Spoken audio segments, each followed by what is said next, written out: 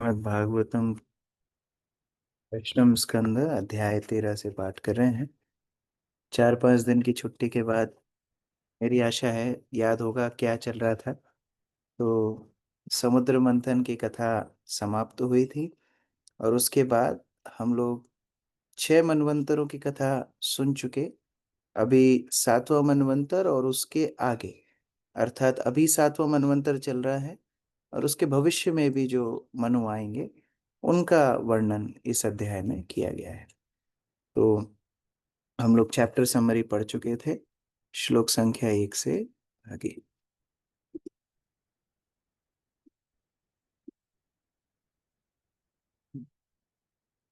श्री शुक उवाच मनुर्विवस्वतः पुत्र श्राद्धदेव इति श्रुतः सप्तमो वर्तमानो यस्तत् अपत्यानि मे शृणु। अनीता माता जी पढ़िए।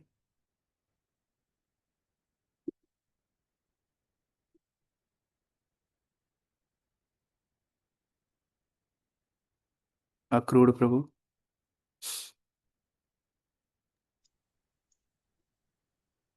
श्री सुखदेव गोस्वामी ने कहा, वर्तमान मनु का नाम श्राद्ध देव है और वे सूर्य लोक के अधिष्ठाता देवता विवस्वान के पुत्र है। श्राद्ध देव 7वें मनु है। अब मैं उनके पुत्रों का वर्णन करता हूँ, कृपा करके मुझसे सुने। हरे कृष्ण।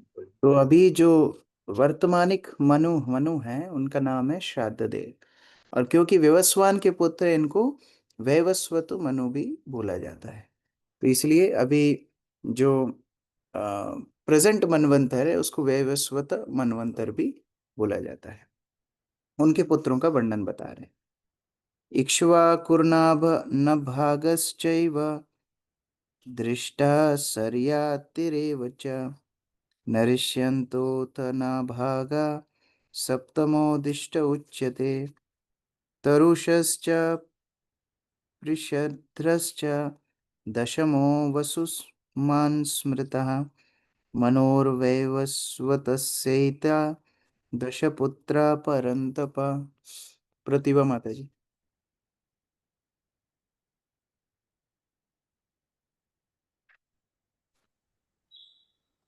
हे राजा परीक्षित, मनु के 10 पुत्रों में प्रथम 6 इच्छाऊ, नभग, धृष्ट, सरयाति, नरिशतन तथा नाभाग है। 7वां पुत्र दृष्ट नाम के जाना जाता है। फिर तरुष तथा प्रशग्ध के नाम आते हैं।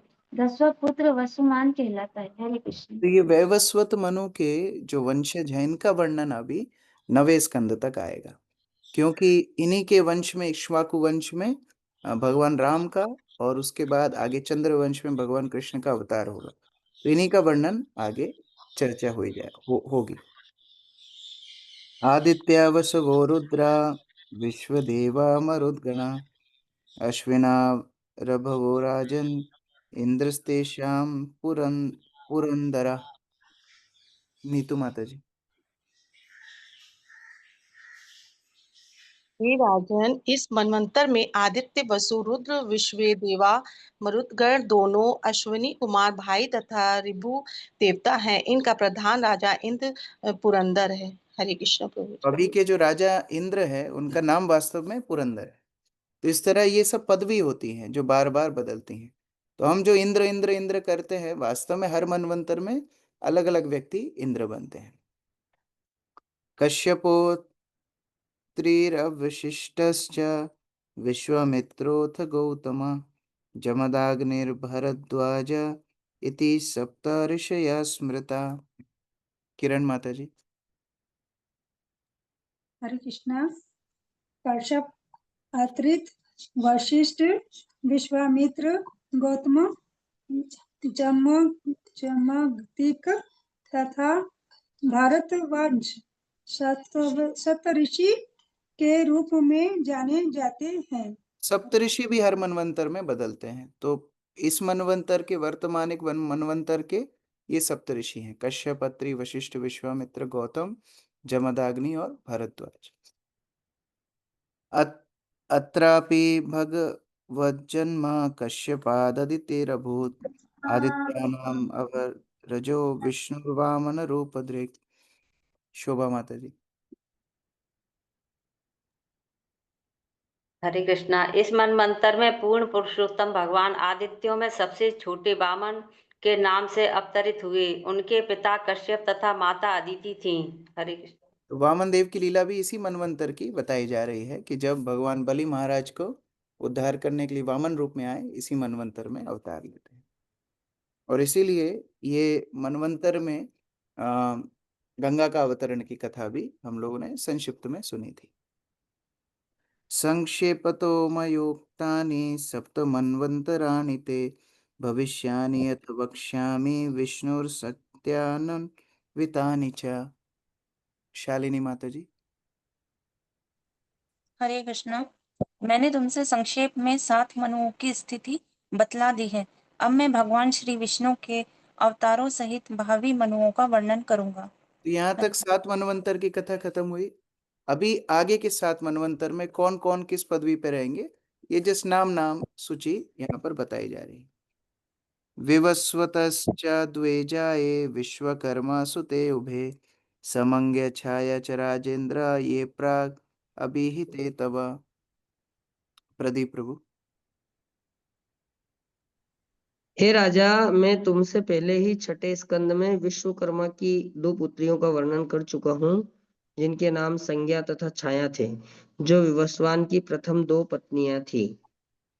तृतीयं वडवामेके तासां सम्यग्य सुतस्त्रया यमो यमे श्राद्ध देवस छाययश्च सुतान् शृणु। आभा माता जी।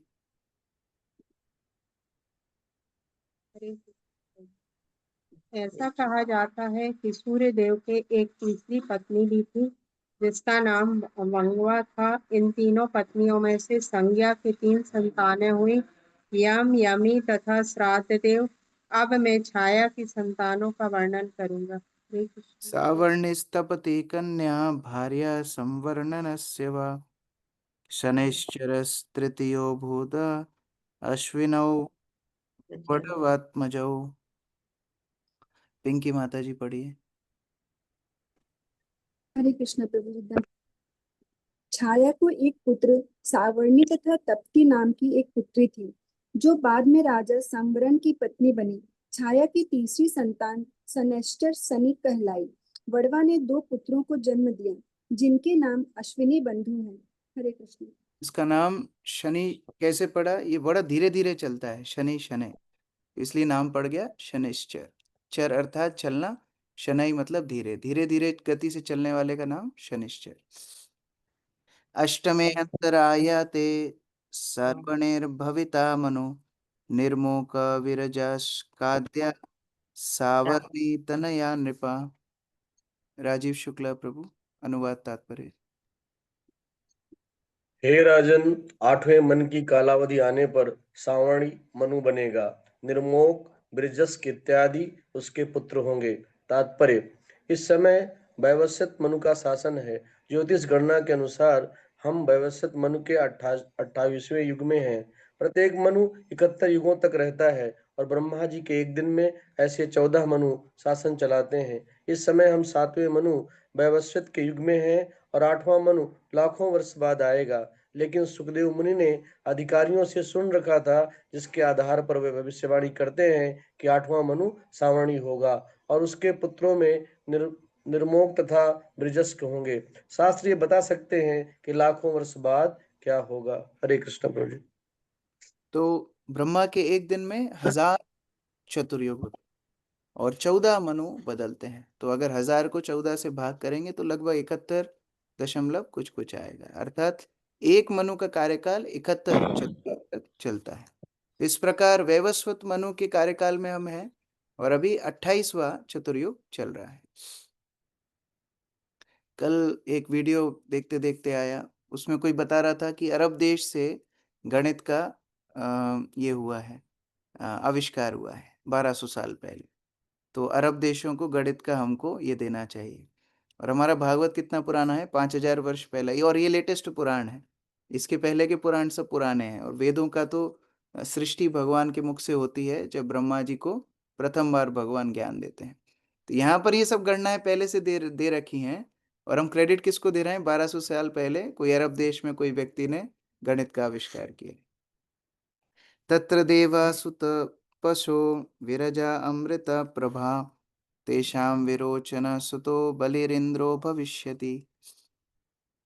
देवेंद्र प्रभु पढ़ो, ऐसे ही पढ़ो।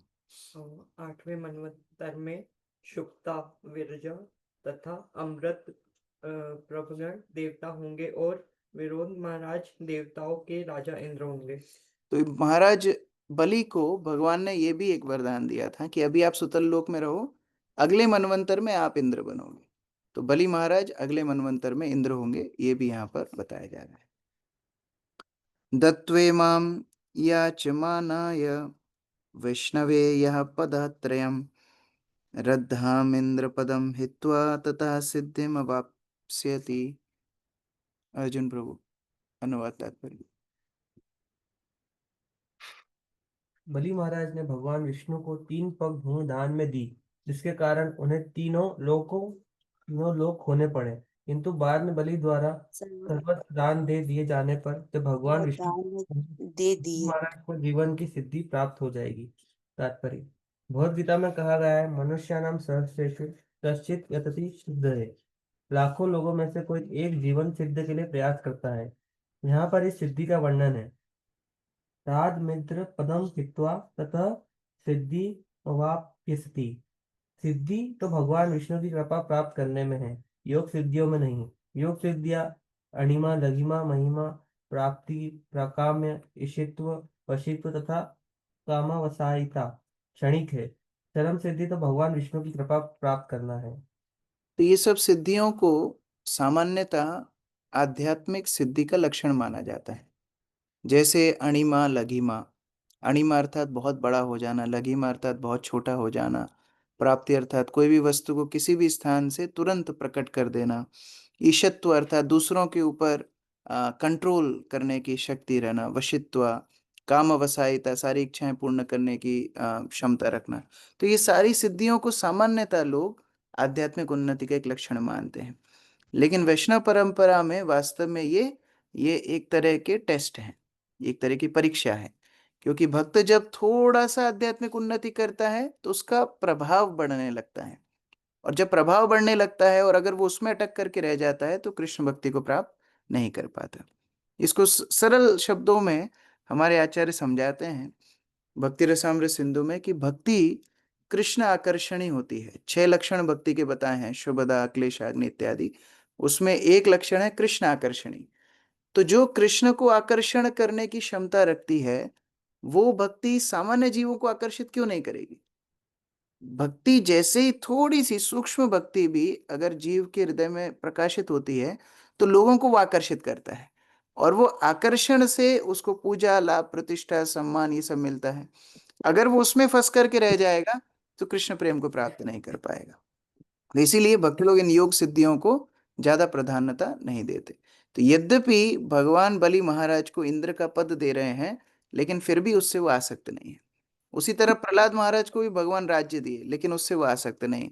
पांडवों को भी राज्य दिए, उससे वो आसक्त नहीं। ध्रुव महाराज को शाश्वत राज्य दिए तो भी उससे आसक्त नहीं, क्योंकि वास्तविक ध्येय वो पहले ही प्राप्त कर चुके हैं, भगवान के चरण कमल। योऽसौ भगवता बद्धा प्रीतेन सुतले पुनः निवेशितोऽधिके स्वर्गात् अधुनास्ते स्वराडिवा। प्रीति भाटिया माता जी पढ़िए। हरे कृष्णा प्रभु जी। उन पुरुषोत्तम भगवान ने प्रेम पूर्वक बलि को बांध लिया और फिर उन्हें सुतल राज्य में अधिकृत किया, जो स्वर्गलोक की अपेक्षा अधिक ऐश्वर्यशाली है। इस समय बलि महाराज उसी लोक में रहते हैं और इंद्र की अपेक्षा अधिक सुखमय स्थिति में हैं। हरे कृष्ण। तो अगर यही बात सुखदेव गोस्वामी 8वें स्कंद के पहले बोलते तो परीक्षित महाराज उनसे प्रश्न पूछ लेते कि विस्तार से सुनाओ। लेकिन क्योंकि बलि की कथा पहले ही सुना चुके हैं तो अभी यहाँ संक्षिप्त में बात चल रही है और सुखदेव गोस्वामी आगे बढ़ते जा रहे हैं। सुतल लोक यद्यपि भूलोक से नीचे है लेकिन फिर भी उसका ऐश्वर्य ज्यादा अधिक है स्वर्ग से। ऐसा बताया जाता है कि स्वर्ग में तो फिर भी असुरों के आक्रमण की संभावना रहती है, लेकिन नीचे के जो लोग हैं सुतल इत्यादि, उसमें ऐसे आक्रमण की अपेक्षा नहीं रहती। यद्यपि वहां सूर्य का प्रकाश नहीं चलता, लेकिन फिर भी जो वहां नाग होते हैं उनकी मणियों से प्रकाश होता है, और हर तरह की सुविधाएं, भोजन इत्यादि उत्कृष्ट स्तर का होता है, स्वर्ग से भी ज्यादा वहां पर वैभव होता है। तो बलि महाराज को भगवान ने वहां पर स्थान दिया। गालवो दीप्तिमान रामो द्रोणपुत्र कृपस्तथा ऋष्यशृंग पितास्माकं भगवान् बादरायण इमे सप्त ऋषयस्तत्र भविष्यन्ति स्वयोगतः इदानीम् आसते राजन् स्वे स्वे आश्रम मंडले। विनोद प्रभु पढ़िए। हरे कृष्ण प्रभु। हे राजन, 8वें मनमंत्र में गालव, दीप्तिमान, परशुराम, अश्वत्थामा, कृपाचार, ऋष्यशृंग तथा हमारे पिता श्रील व्यासदेव जो नारायण के अवतार हैं, सप्त ऋषि होंगे। इस समय वे सब अपने अपने आश्रमों में निवास कर रहे हैं। हरे कृष्ण। तो ये अगले 8वें मनवंतर के सप्तऋषियों का नाम दे रखा है। देवगुह्या सरस्वत्यां सार्वभौम इति प्रभु स्थानं पुरंदरा दृष्ट्वा बलये दशयातीश्वरः। शिवानी माता जी। 8वें मनवंतर में अत्यंत शक्तिशाली भगवान सार्वभौम जन्म ग्रहण करेंगे। उनके पिता होंगे देवगुहा और माता होगी सरस्वती। वे पुरंदर से राज्य छीन कर उसे बलि महाराज को देंगे। नवमो दक्ष सावर्णिर्मनोर्वर्ण संभव भूत भूतकेतुर्दीप्तकेतुरिति आद्यस्तत्सुता नृपा। रोहित प्रभु।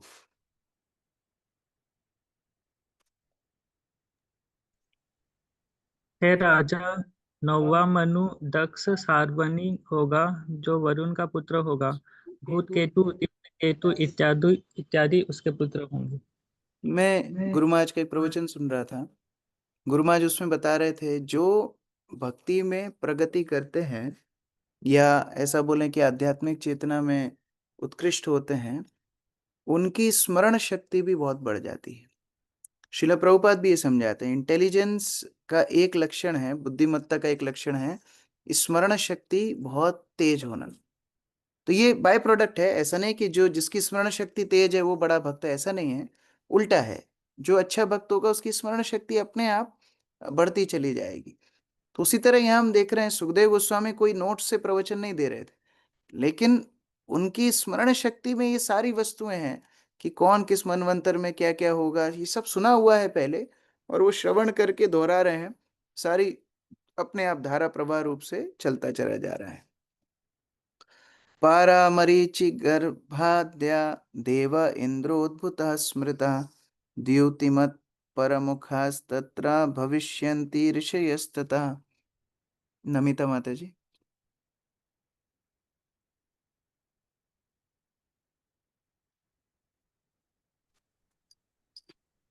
नवे मनवंतर में पार तथा मरीचि गर्भ इत्यादि देवता रहे। स्वर्ग के राजा इंद्र का नाम होगा अद्भुत तथा धृतिमान सप्त ऋषियों में से एक होगा। आयुष्मतो अम्बुधारायां ऋषभो भगवत्कला भविता येन सम्राद्धं त्रिलोकीं भोक्ष्यतेऽद्भुता। जगदानंद प्रभु। हरे कृष्ण प्रभु। पूर्ण पुरुषोत्तम भगवान के अंश अवतार ऋषभ देव अपने पिता आयुष्मान तथा माता अंबुधारा से जन्म लेंगे। वे अद्भुत नामक इंद्र को तीनों श्लोकों का ऐश्वर्य भोगने के योग्य बनाएंगे। हरे कृष्ण प्रभु। अच्छा, एक चीज में थोड़ा मिक्सअप हो गया था, बलि महाराज की कथा अभी सुनाई नहीं, आगे सुनाने वाले हैं। तो ये अभी परीक्षित महाराज के प्रश्न आगे आएगा, जिससे बलि महाराज की कथा अगले अध्याय से शुरू होने वाली। कहाँ तक हुआ? 20। दशमो ब्रह्म सावर्णेर उपश्लोक सुतो मनु तत्सुता भूरिष्येनाद्य हविष्मत् प्रमुखा द्विजा। आकर्षणी माता जी। हरे कृष्ण प्रभु, दंडवत प्रणाम। उपश्लोक का पुत्र ब्रह्म सार्विन 10वां मनु होगा, भूरिशन उसके पुत्रों में एक होगा और भविष्यमान इत्यादि ब्राह्मण सप्तऋषि होंगे। हविष्मान् सुकृतो सत्यो जयो मूर्तिस्तदा द्विजा सुवासना विरुद्धाद्य देव शंभु सुरेश्वरा। प्रफुल्ल प्रभु। अविष्मान सुकृत सत्य जय मूर्ति इत्यादि सप्तऋषि होंगे। सुवास नगण तथा विरुद्ध गण देवता होंगे और शंभु उन सबका राजा इंद्र होगा। विश्वक्सेनो विशुच्यायां तो शंभु सख्यं करिष्यति जाता स्वंसेन भगवान गृहे विश्वऋजो विभो। श्याम गोविंद प्रभु जी। विश्व सृष्टा के घर में विशुचि के गर्भ से भगवान के स्वांश विशक्सेन के रूप में भगवान अवतार धारण करेंगे। वे शंभु से मैत्री स्थापित करेंगे। मनोर्वै धर्म सावर्णेर एकादशम आत्मवान अनागतास्तत्सुतश्च सत्य धर्मादयो दशा। आशा माता जी। 11वें मनवंतर में धर्म सावर्णी मनु होंगे जो अध्यात्म ज्ञान के अत्यंत विद्वान होंगे। उनके 10 पुत्र होंगे जिनमें सत्य धर्म प्रमुख होगा। अच्छा, ये सब मनवंतर भविष्यति करके इसलिए भी बोल रहे हैं क्योंकि परीक्षित को इस सब को देखना नहीं है, वो भगवत धाम चला जाएगा। बोले होंगे होते रहेंगे, आपको तो भगवत धाम जाना है। विहंगमा काम गाम निर्वाणुरुच्यया सुरः इंद्रश्च वेदृतस्तेषां ऋषयश्चारुणादयः। सुनीता माता जी। हरे कृष्ण। विहंगम कामगम निर्वाण रुचि इत्यादि देवता होंगे। वेदवत देवताओं का राजा इंद्र होगा और अरुण इत्यादि सप्त ऋषि होंगे। आरकस्य सुतस्तत्र धर्मसेतुरिति स्मृता वैदृत्यां हरे संशस्त्रिलोकीं धारयिष्यति। प्रीति माता जी। हरे कृष्णा प्रभु जी। आर्यक का पुत्र धर्म के सेतु आर्यक की पत्नी वेदव्रता की कोख से भगवान के अंशावतार रूप में जन्म लेगा और तीनों लोकों में शासन करेगा। हरे कृष्ण प्रभु जी, धन्यवाद। बहुत सारी प्रीति माता जी होगी। प्रीति चौहान माता जी, आवाज आ रही है?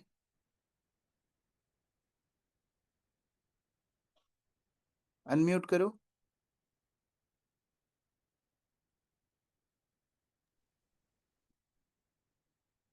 अनम्यूट नहीं हो रहा है।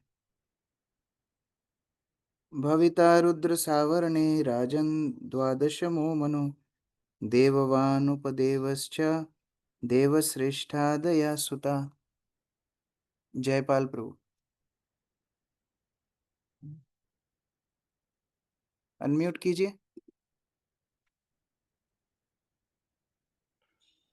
हाँ, अभी पढ़िए।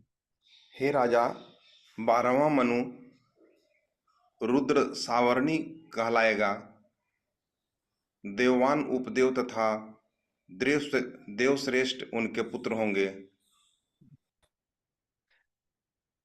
ऋतधाम च तत्रेन्द्रो देवश्च हरितादया ऋषयश्च तपोमूर्तिस्तपस्वी अग्निथराकादया। परमवीर प्रभु।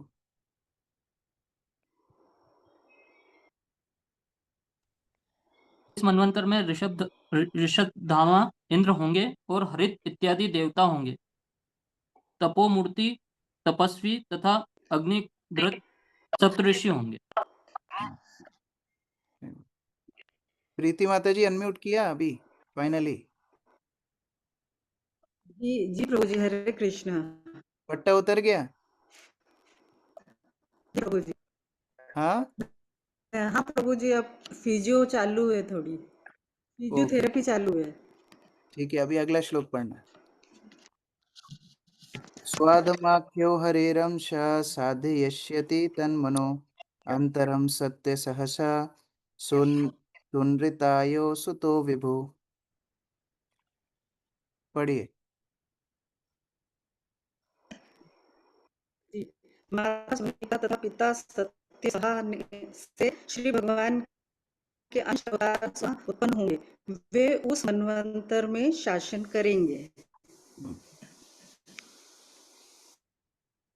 मनुस्त्राद त्रयोदशो भाव्यो देव सावर्णे आत्मवान चित्रसेन विचित्राद्या देव सावर्णि देहजा। सुभद्रा माता जी।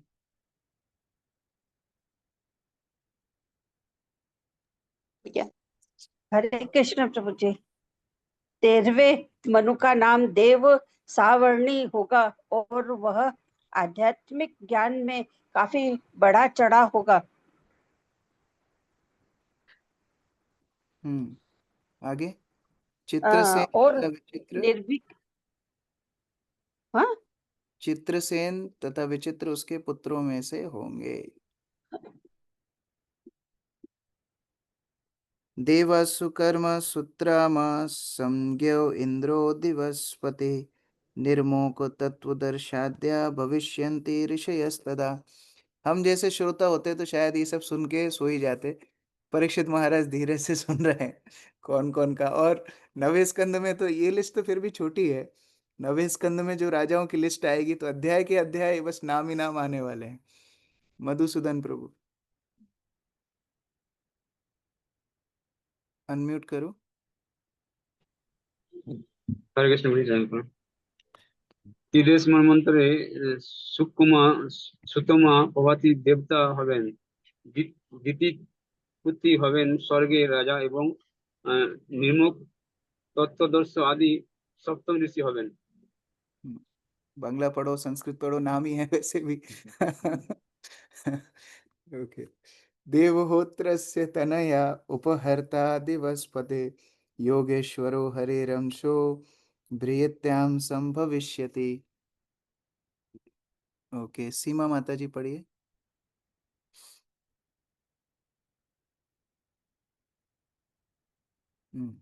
देवहोत्र का पुत्र योगेश्वर श्री भगवान के अंश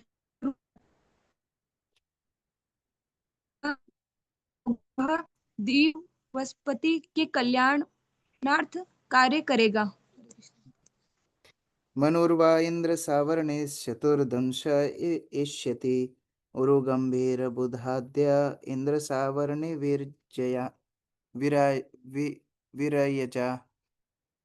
महारानी माता जी। 14वें मनु का नाम इंद्र सवर्ण होगा। इसके पुत्र के नाम उरु गंभीर और बुद्ध होंगे। हरे कृष्ण। पवित्रश्चक्षुषा देवा शुचिरेन्द्रो भविष्यति अग्निर्बाहु शुचि शुद्धो मागधाद्यस्तपस्विना। मुकुल प्रभु।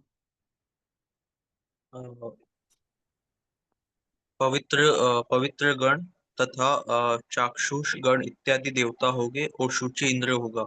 अग्नि बाहु शुचि शुद्ध मागध तथा अन्य तपस्वी सप्त ऋषि होंगे। सत्रायणस्य तनयो बृहद् भानुस्तदा हरि वितानायं महाराज क्रिया तंतुम वितायिता। यमुना रानी माता जी।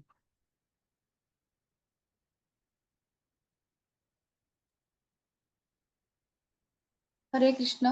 हे राजा परीक्षित, 14वें मनवंतर में भगवान वितान के गर्भ से प्रकट होंगे और उसके पिता का नाम सत्रायन होगा। यह अवतार बृहद भानु के नाम के विख्यात होगा और आध्यात्मिक कार्यकलाप करेगा।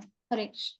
राजंस चतुर्दशैतानि त्रिकालागुतानि ते प्रोक्तान्येभिर्मितः कल्पो युगसहस्रपर्ययः। प्रथम प्रभु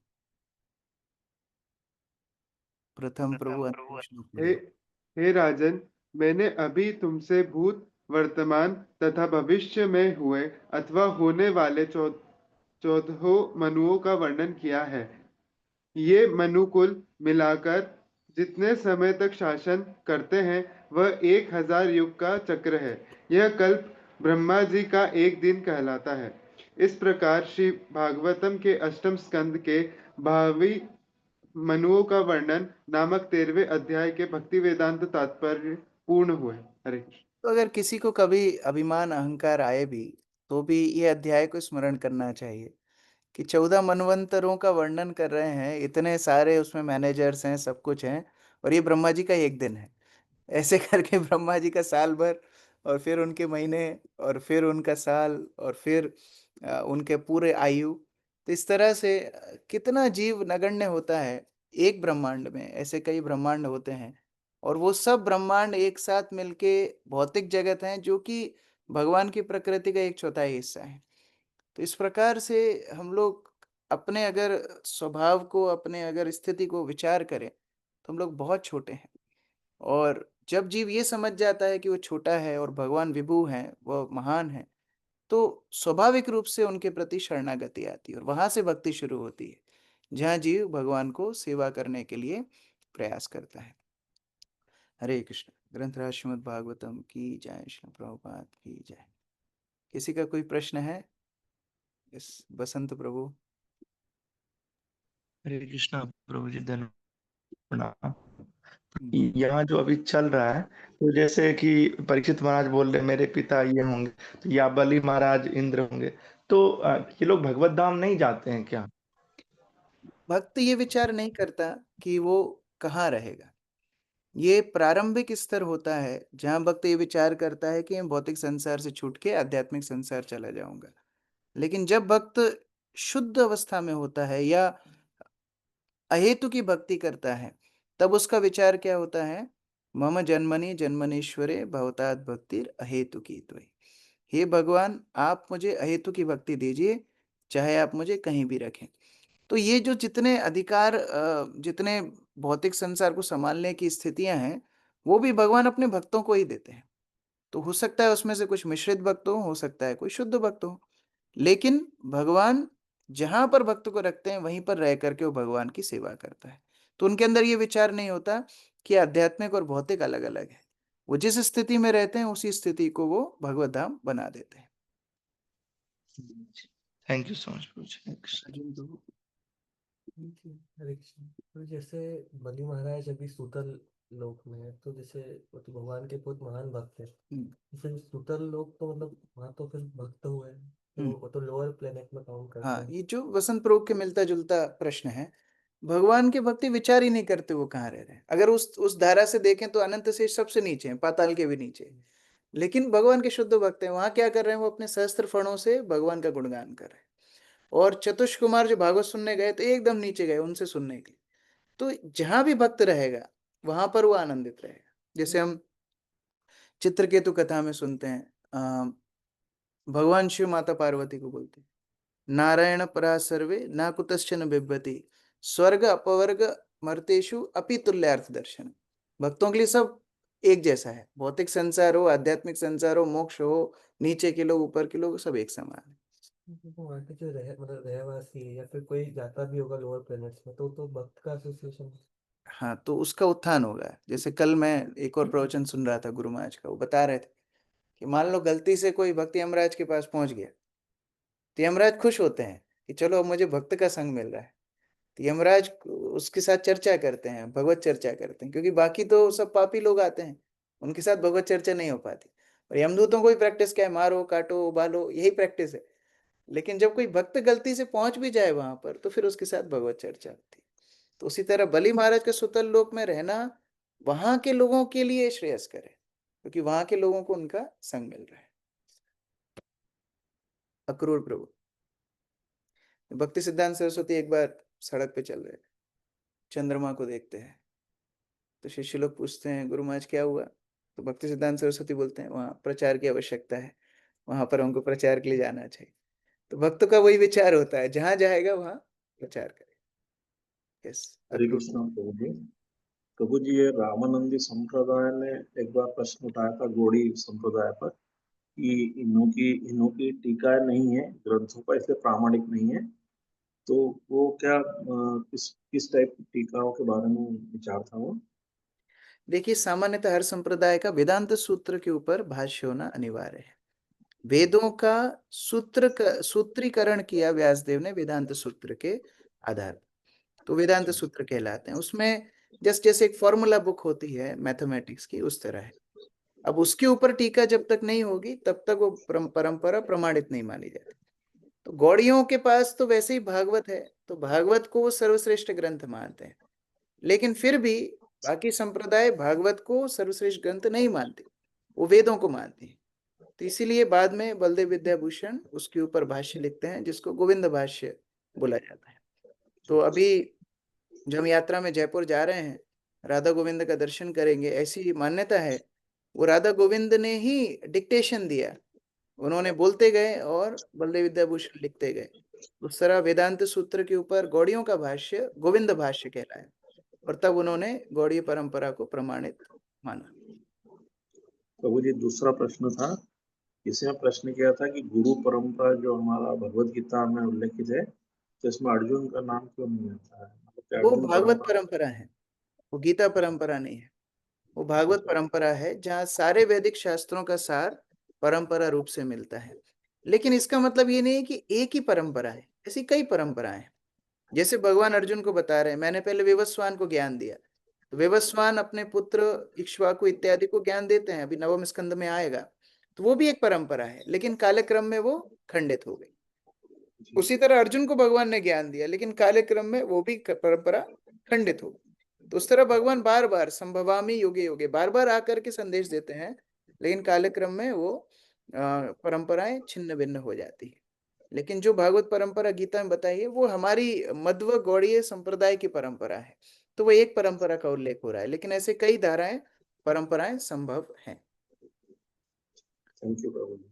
श्याम गोविंद प्रभु जी। प्रभु जी, ये जो 15वें 16वें श्लोक में जो आया कि 8वें मनवंतर में गालव, दीप्तिमान, परशुराम और अश्वत्थामा कृपाचार्य, तो ये जो अश्वत्थामा जो वही महाभारत वाले हैं? हाँ, ये महाभारत वाले अश्वत्थामा है। ये अभी भी जीवित है, चिरंजीवियों में से एक है। ये आगे जाके सप्त ऋषियों में एक सम्मिलित होंगे। Thank you. अनीता वर्मा माता जी। हरे कृष्णा प्रभु जी, दंडवत प्रणाम। धन्यवाद। प्रभु कल जैसे मैं चैतन्य चरितामृत पढ़ रही थी, तो उसमें महाप्रभु जी बोल रहे थे कि मैं सायुज्य मुक्ति सबसे खराब है भक्तों के लिए, वो नहीं चाहते सायुज्य मुक्ति प्राप्त करना। तो और जो 4 मुक्तियां हैं, तो उनमें से कौन सी? वैसे तो भक्त लोग नहीं चाहते कोई भी मुक्ति, वो सेवा में ही रहना चाहते हैं, तो वैसे कौन सी ठीक लगती है? सायुज्य मुक्ति को इसलिए हमारे आचार्यों ने इतनी प्रधानता नहीं दी क्योंकि वहां पर भगवान अपने पूर्ण पुरुषोत्तम रूप में स्थित नहीं होते, वहां पर ब्रह्म ज्योति के रूप में वहां पर स्थित होते हैं। तो युज्य अर्थात मिल जाना, तो वहां भगवान की ब्रह्म ज्योति प्रकाश में जीव जा करके सम्मिलित हो जाता है, वहां सेवा का अवसर नहीं होता, इसलिए वहां तो सेवा है ही नहीं। तो इसलिए वो भक्ति उस तरह की मुक्ति को निकृष्ट बताया गया है। लेकिन बाकी 4 सालोक्य, सामीप्य, सारिष्टि और सारूप्य, ये चारों में भगवान के पास रह करके उनकी सेवा करने का अवसर मिलता है, और इसलिए इन 4 मुक्तियों को सकारात्मक मुक्ति बताया गया है। लेकिन फिर भी जैसा पहले हम चर्चा कर रहे थे बसंत प्रो के प्रश्न में, भक्त लोग इन सब की आकांक्षा नहीं करते। जहां पर लिस्ट लेके व्यक्ति जाएगा तो वो अहेतु की नहीं होगी, वो हेतु की भक्ति हो जाएगी। तो अगर भक्त को भगवान ब्रह्म ज्योति में भी रखना चाहेंगे वहां भी रहेगा। जैसे भगवान शिव उस स्थान पे रहते हैं, भगवान शिव ब्रह्म ज्योति के एकदम जो बाउंड्री है वहां पर रहते हैं, और जो निराकारवादी भगवान को अपराध करते हैं, उनके स्वरूप को, उनकी लीलाओं को, उनको पुनः पतंती अदा भौतिक जगत में भेज देते हैं। तब कोई बोल सकता है अरे इतने महान वैष्णव है, वो वहां क्यों रहते हैं? भगवान ने उनको वो सेवा दी है कि वो आध्यात्मिक जगत की रक्षा करें, इसलिए उनको क्षेत्रपाल भी बोला जाता है। हर धाम की रक्षा भगवान शिव करते हैं। तो भगवान की इच्छा के अनुसार भक्त हर स्थिति में रहने के लिए तैयार है, ये भक्त का भाव होता है। हरे कृष्ण। तो हमें क्या करना चाहिए कि हम भगवान जी के चरणों की एक धूल का कण बन जाएं? वही चैतन्य महाप्रभु प्रार्थना कर रहे हैं, आई नंद तनुजा किंकरम पतितं मां विषमे भवाम्बुधौ कृपया तव पाद पंकज स्थित धूलि सदृशम विचिंतया। तो भक्त हमेशा भगवान की सेवा में रत रहता है और उस सेवा के माध्यम से भगवान उस भक्त को जहां स्थिति देना चाहते हैं वहां दे देते हैं, चाहे अपने चरणों में दें, चाहे नरक में भेजें, चाहे स्वर्ग में भेजें। इतनी चिंता अगर भक्त को करनी पड़ रही है, मतलब फिर वो भक्त कैसे हुआ? भक्त उतनी चिंता नहीं करता कि हमारा गंतव्य क्या होगा, वो केवल भगवान की सेवा करता है। नहीं प्रभु जी, इच्छा तो कुछ भी नहीं रहती है। पूजा करते हुए या बुक्स पढ़ती हूँ तो तब भी इच्छा कुछ नहीं रहती है। मंदिर भी जाती हूँ तो मैं सोच के चलती हूँ कुछ मांगूंगी, जब बाहर आ जाती हूँ मंदिर से तब याद आता है कुछ मांगना। तो बहुत अच्छा हुआ आपके साथ कि आपको याद ही नहीं रहता पूछने का। तो यही तो हमारी भक्ति की हेतु की होने का प्रभाव है कि भगवान से मांगने की इच्छा ना हो, फिर वो मिश्रित भक्ति हो जाती है। मांगना है तो केवल सेवा मांगना है। जी प्रभु जी, थैंक यू प्रभु जी। हरे कृष्णा। प्रभु जी प्रभु जी ठाकुर जी धन्यवाद ये तो प्रणाम। प्रभु जी ठाकुर जी ये मांग सकते ना कि हमें अपने चरणों की भक्ति, अपने भक्ति और सेवा नाम में रुचि प्रदान करें। हाँ प्रमोदानंद प्रभु जी, प्रभु जी हम भगवान से ये तो मांग सकते ना, हमें अपने नाम में रुचि प्रदान करें और अपने बस भगवान से केवल उनकी सेवा की प्रार्थना करना चाहिए। लेकिन कहाँ सेवा मिलेगी? हे भगवान मुझे ऑल्टर में खड़ा करना, हे भगवान मुझे पनीर सब्जी के पास खड़ा करना, वो नहीं होना चाहिए। अब सेवा भगवान ही भी दे, वो सेवा भक्ति भी हो। मतलब ये दोनों चीजें तो मांग सकते ना। बिल्कुल, हाँ? तो यही प्रभु मांगना है। यदि हम किसी के लिए प्रार्थना करते हैं भगवान से कि इनको भी अपना भक्त बना लें, तो क्या वो गलत होगा प्रभु जी? उसमें शिल प्रभुपाद ने एक लाइन जोड़ने के लिए हमको बोला है, क्या? इफ यू सो डिजायर, हे भगवान यदि आपकी इच्छा हो तो आप ऐसा कर सकते हैं। ये भक्त लोग प्रार्थना करने के साथ जोड़ देते हैं। जैसे कोई अस्वस्थ है, हम प्रार्थना करते हैं तो यही प्रार्थना करते हैं, भगवान यदि आपकी इच्छा हो, उनके लिए अनुकूल हो, आप उनको स्वस्थ कर दीजिए। ये भगवान आपकी यदि इच्छा हो, इनको आप भक्ति में ले आइए। तो उस तरह इफ यू सो डिजायर, ये प्रभुपाद ने हमको जोड़ करके सिखाया। जी प्रभु जी, ये एक लाइन बहुत अच्छी है प्रभु जी। थैंक यू प्रभु जी। हरे कृष्ण। प्रभु जी धन्यवाद प्रणाम। जय संवेद भक्त वृंद की जय। गौरी शंकर प्रभु टुमारो। हरे कृष्ण।